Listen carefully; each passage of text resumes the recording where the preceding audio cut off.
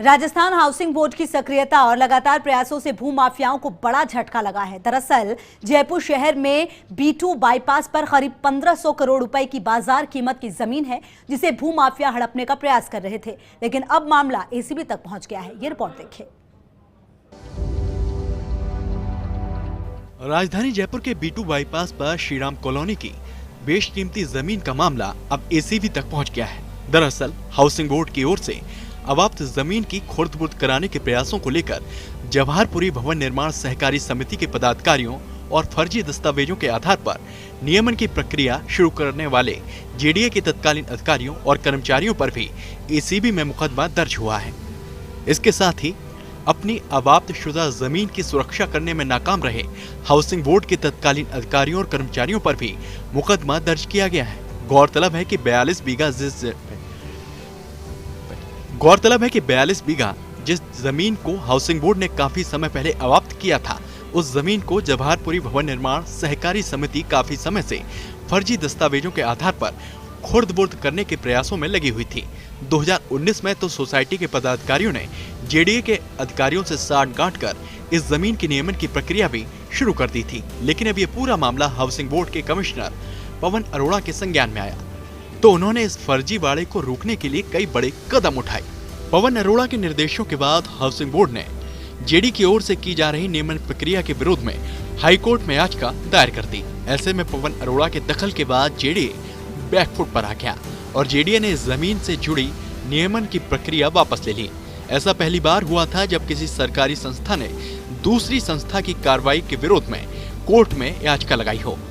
Housing board की ओर से जमीन बचाने के प्रयासों के खिलाफ जमीन पर अतिक्रमणकारियों ने हाउसिंग बोर्ड के खिलाफ सुप्रीम कोर्ट में अवमानना याचिका पेश की थी, जिसे सुप्रीम कोर्ट ने खारिज कर दिया था।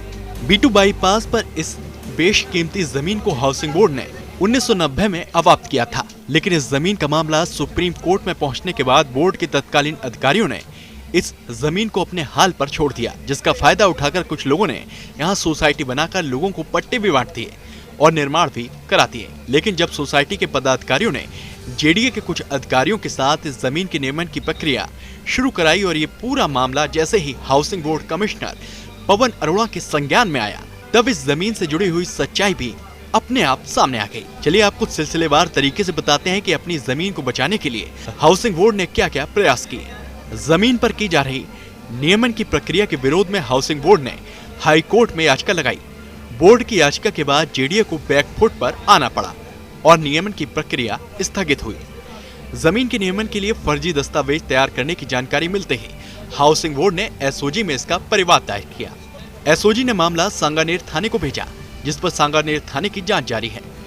Housing board commissioner Pawan Arora ने फर्जी तरीके से श्रीराम कॉलोनी बी विकास समिति के पंजीयन को निरस्त करने के लिए रजिस्ट्रार कोऑपरेटिव को पत्र लिखा। हाईकोर्ट में पैरवी के लिए बोर्ड ने एजी को एडवोकेट अपॉइंट किया। एजी की ओर से इस प्रकरण में पैरवी की जा रही है।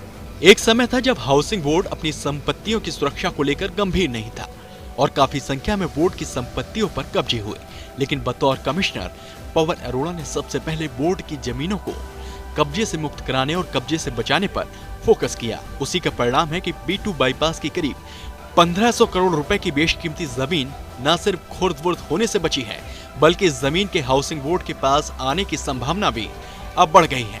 Shivendra Singh Parmar, first India news, Jaipur.